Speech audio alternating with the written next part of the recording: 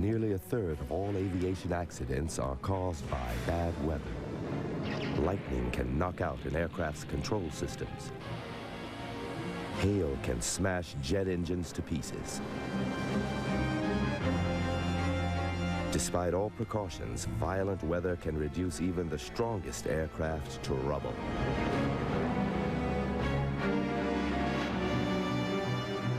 Weather has always been the aviator's enemy.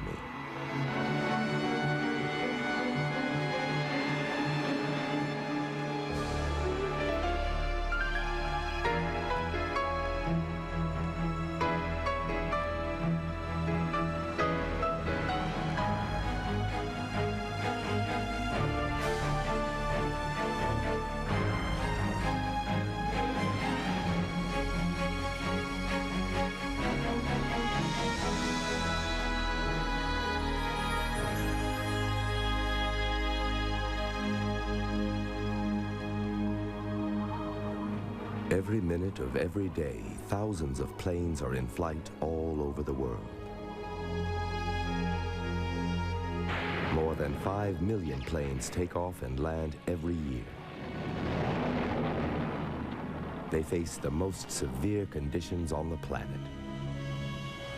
In the course of just one flight, a plane can take off from the raging heat of a desert with temperatures over 100 degrees, and then within minutes be exposed to the freezing cold at high altitude, where it can drop to 50 degrees below zero.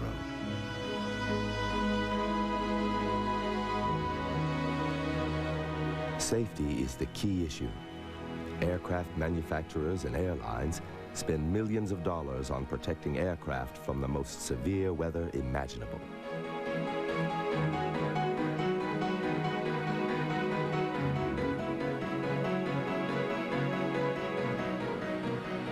The wings suffer more stress than any other part of the plane.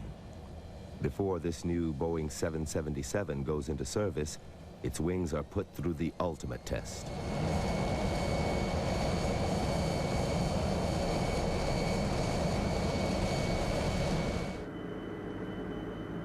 This aircraft is having its wings bent to see just how much turbulence they can take.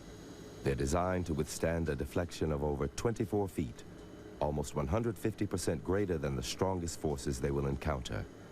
The pressure is so great that it deforms the metal fuselage. The new design reaches 154% before the wings finally disintegrate.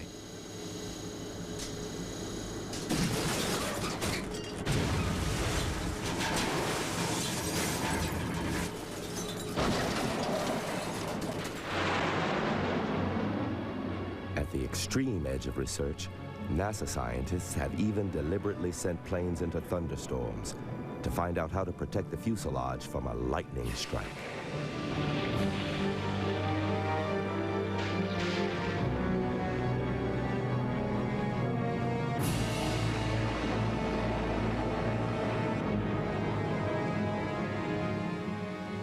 The research has paid off. Modern aircraft are extremely well protected from the weather. But despite all this effort, there have been some appalling disasters.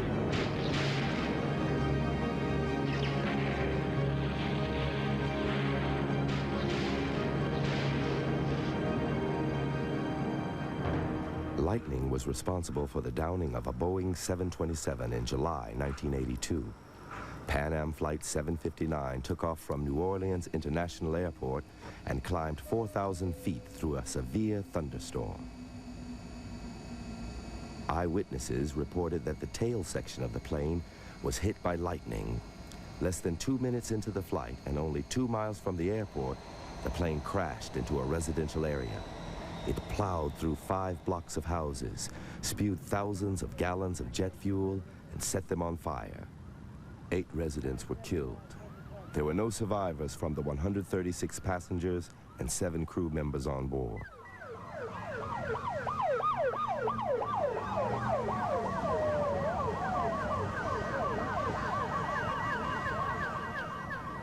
Helicopters are a lot more vulnerable than planes in bad weather. If lightning hits the rotor blades, it can unbalance the motor and destroy the engine. In January 1995, lightning blew the tail rotor blades off a helicopter during a violent storm. It ditched into the sea off the Scottish coast. Despite 35-mile-per-hour winds, the pilot managed to land the helicopter safely. All the passengers and crew escaped without serious injury. There was a bang and a flash, which we believe to be lightning. It was a surprisingly gentle landing. The helicopter remained upright and stable, and we were able to evacuate the helicopter. Our job is to cope when this happens. That's what we're trained for. It's a strange job whereby you're trained to do something you hope you never have to do. If the helicopter had gone in the water upside down, we'd have been villains. It went in the right way up, and we're heroes. Weather plays a vital part in all aspects of flying, even before a plane takes off.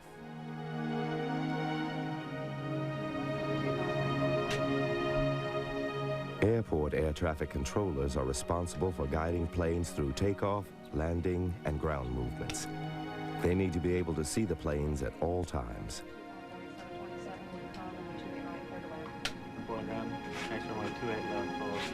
When poor visibility makes their job difficult, a ground radar becomes their eyes. It tracks all moving vehicles on the ground and all planes landing and taking off up to 200 feet.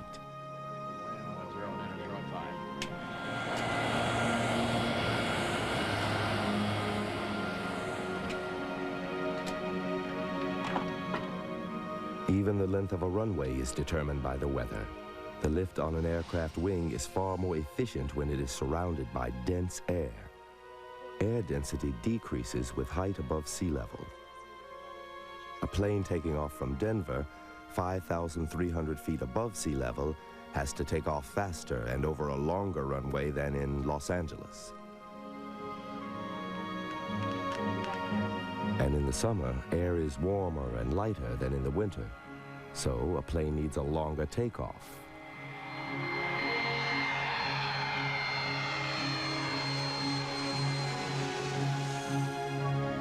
Once airborne, pilots must be alert to all hazards the weather can throw at them.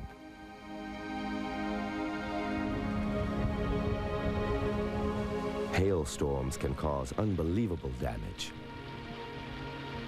These small blocks of ice are formed inside huge storm clouds up to 10 miles across. The tops of the clouds can tower over 12 miles high, where the temperatures drop to minus 112 degrees. At these great heights, water vapor sucked up by the strong updraft freezes into ice pellets.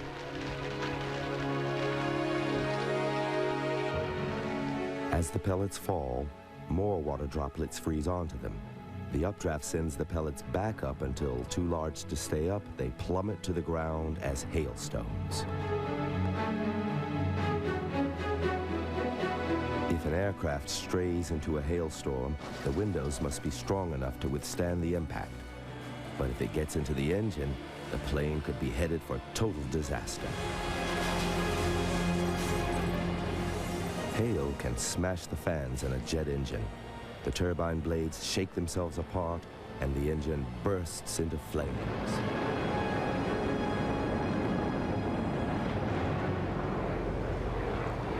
In April 1977, a DC-9 was coming into Atlanta. The pilot radioed he'd struck a severe hailstorm. First, one of his engines failed. Then, his cockpit window smashed. His second engine went up in flames. He attempted an emergency landing on a two-lane highway. As the plane roared down towards the road, its undercarriage struck a car and killed the 4 occupants. The plane finally veered into a grocery store and burst into flames. 68 people died.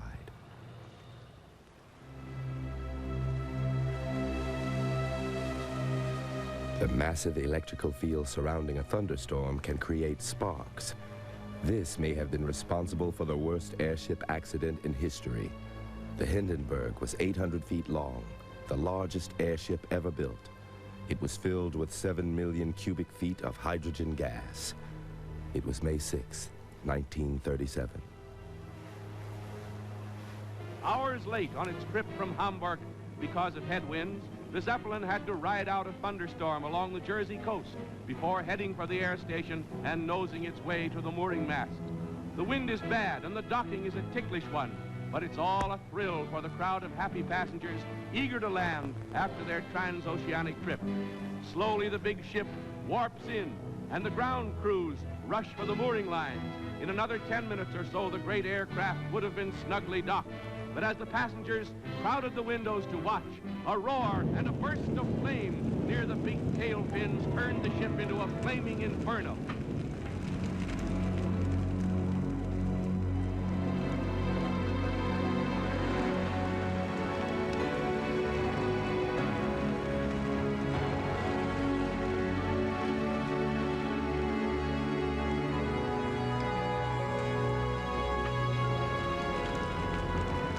Of the 97 people on board, miraculously, 61 survived. Experts believe a spark created by the thunderstorm ignited a small leak from the gas tanks, triggering the inferno.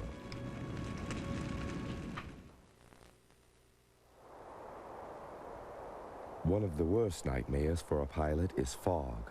It can reduce visibility to zero, making airports and runways invisible.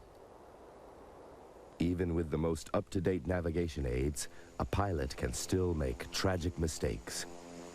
When all their instruments have been working perfectly, some pilots have tried to fly through fog by sight alone. It's thought that this blind vision may have caused one of the world's worst helicopter disasters. In June 1994, 25 intelligence officers in the British military were being flown to Scotland for a secret conference. On the approach to the Scottish coastline, the two experienced pilots flew into a heavy blanket of fog.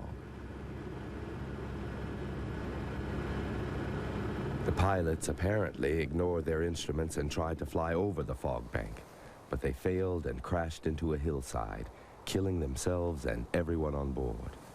At the crash investigation, there was no final verdict, but pilot error was not ruled out.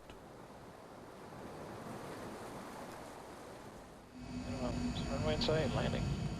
A new aid has been designed to help pilots navigate through fog. These pilots are being trained to use the heads-up guidance system.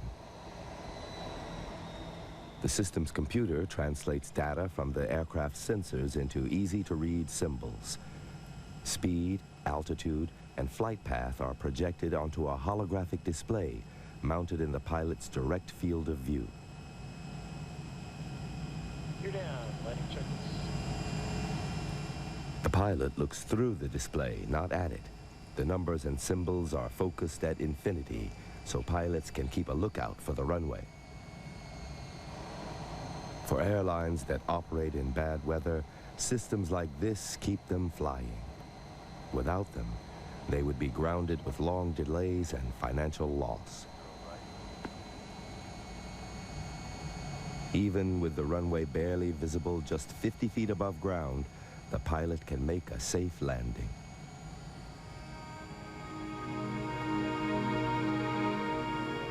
Fog guidance systems had not been invented when tragedy struck at Tenerife Airport in the Canary Islands in 1977. At 5 p.m. on March 27th, a KLM 747 taking off in thick fog collided with a Pan Am 747 taxiing along the same runway. All 244 passengers and crew on board the KLM flight were killed instantly. Of the 386 passengers and crew on the Pan Am jet, only 48 survived. Fog had caused the worst crash in aviation history.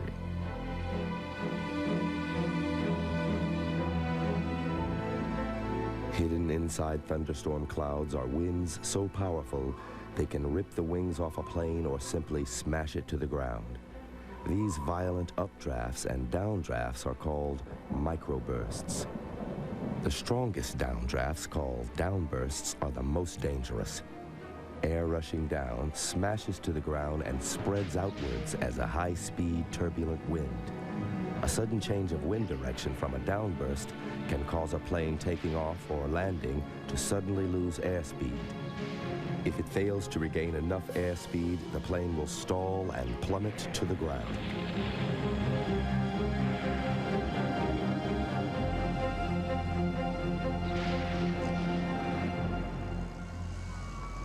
In 1985, Delta Airlines Flight 191 was approaching Dallas-Fort Worth. As it descended out of a thunderstorm, it was hit by a microburst seconds before reaching the safety of the runway. The massive 60-mile-per-hour downdraft slowed the aircraft's speed from 170 to 110 knots and slammed it downwards. It skimmed a road, hitting 2 cars before crashing into a water tower and exploding.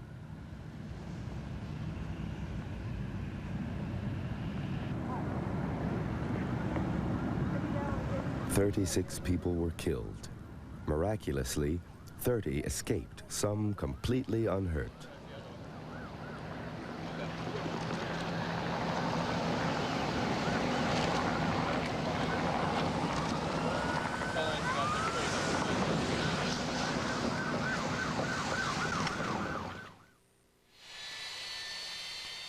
The winter months bring a whole new set of weather problems for aviators. Pilots and airport authorities are faced with the dangers of snow, freezing temperatures, and ice.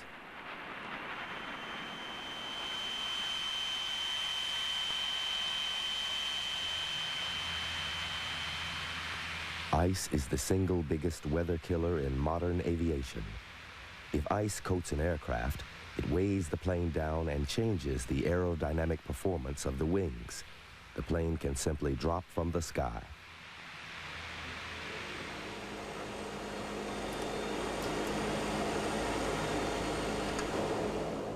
So pilots have to look out for ice building up on their aircraft.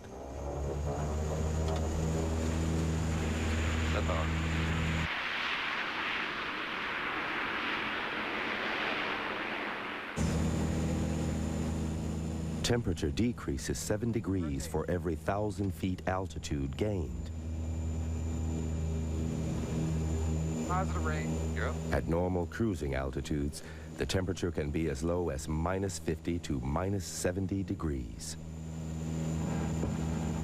The most dangerous form of icing occurs when a plane flies through supercooled water droplets. These are drops of cloud or rain which are still liquid even though the surrounding temperature is well below freezing.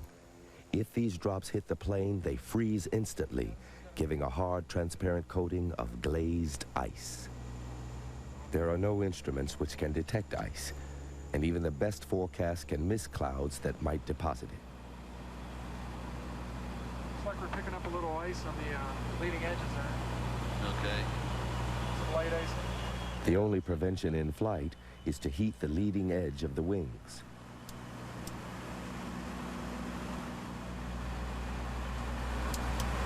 Good inflation.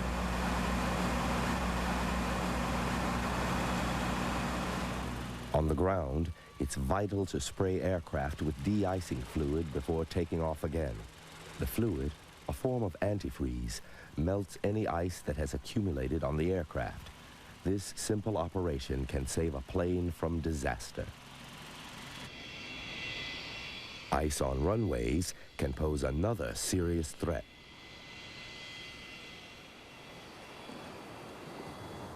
On January 23, 1982, a DC-10 carrying 190 passengers skidded off the end of an ice-coated runway at Logan International Airport into the freezing cold waters of Boston Harbor.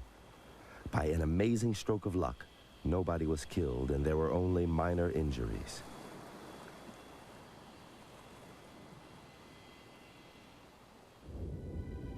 Ten days earlier, an Air Florida jet leaving Washington, D.C. National Airport, coated with a heavy load of snow and ice, stalled on takeoff.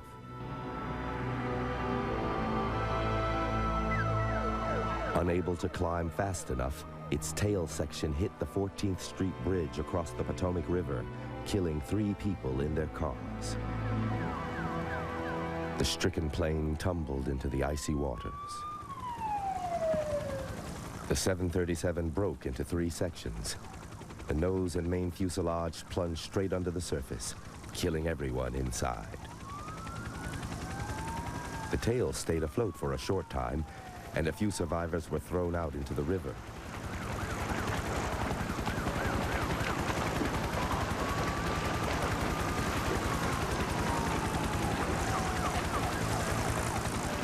Millions of Americans watched the rescue attempt on live television.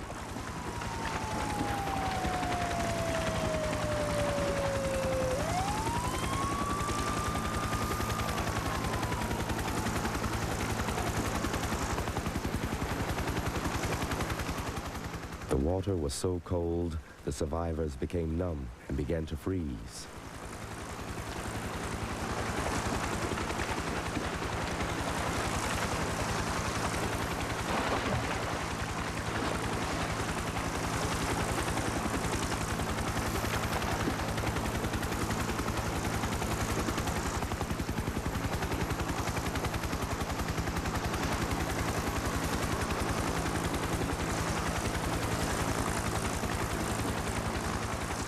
Unable to watch the helpless woman any longer, an onlooker plunged into the icy water.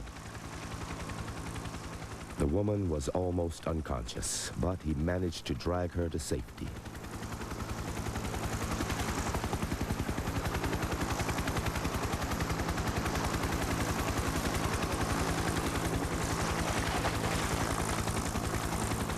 The helicopter pilot risked the lives of himself and his crewmen.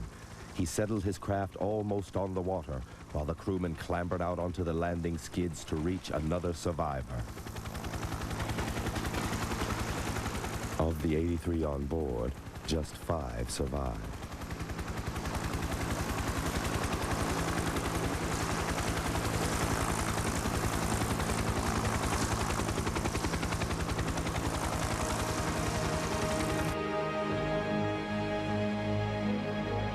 Bad weather has caused some of the worst disasters in aviation history. But these tragedies are, fortunately, extremely rare. Accurate forecasting and technological advances help us cope with all kinds of weather.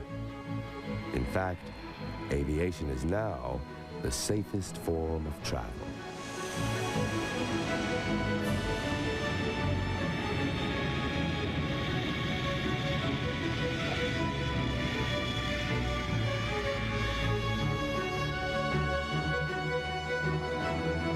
Next on TLC, ready to meet some horny creatures? We've found their remains in a mass grave, ceratopsian dinosaurs on Paleo World.